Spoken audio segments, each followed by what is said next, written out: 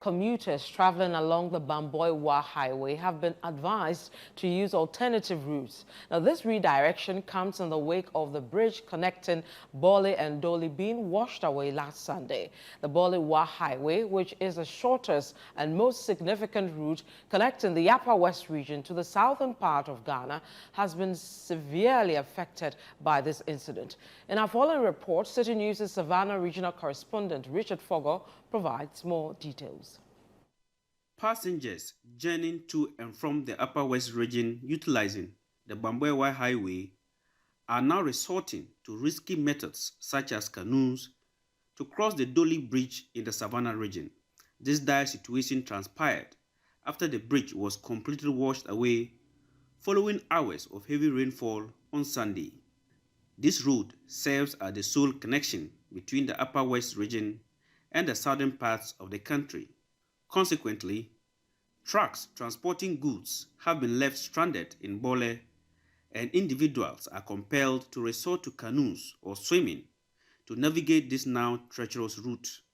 Idrisu Adams, a native of Bole who works in Wa, shares his harrowing experience. When I was coming from Bole, you could see right from the riverside or the stream side up to Bole, articulator trucks are all parked there.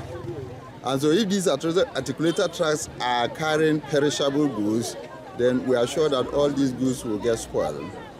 Then people who are afraid of the canoe and those who cannot even walk across like I have done, some of them are going back to Bole. And so it's very serious. A lot of people will not be able to cross. And if you have to cross, then you have to go back to Bamboy and then use a shortcut to Kintampo. And this morning, there was a brother that came from Tamale, and he told me that that road too is also not very good. And so the safest is to Techiman through Kintampo to Mpaha Junction, or we call it Fufu, so then you can now access Damango and Sola. The Savannah Regional Minister, Said Muaz Jibril, who inspected the affected area alongside the Upper West Regional Minister, informed the media that the Ministry of Roads and Highways is awaiting the water levels to recede before initiating any diversionary measures. You know, there was a dam here that broke its banks, and then that led to the washing away of this bridge. And I have information that it was built somewhere in 1993. And since then, we've been doing spot improvements on the road. But the major works have not been done. And so far, we've seen that the level of destruction is something that we have to take seriously, and also to make sure that we get the road no trouble very, very soon.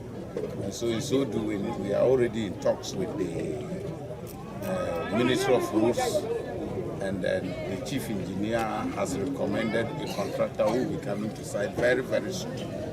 Looking at the level of destruction to the culvert or the bridge, it means that work is not going to be done on the main bridge, on the main road. So what we are trying to do in the interim is to make sure that a diversion is created when the water recedes. You can still see the level of water running. So it means that we have to wait until such a time that the water recedes before this contractor can come and do a diversion, so that at least it will take off the burden from motorists and passengers to take the route all the way from Tejimai through Kintampo, through Damango, and to join the main road again. And now you can see my colleague from Upper West here, because he's going to be more hit by this disaster that we are seeing here this morning. Hafiz bin Saleh, the Upper West Regional Minister, emphasizes the severe impact this incident has had on his region.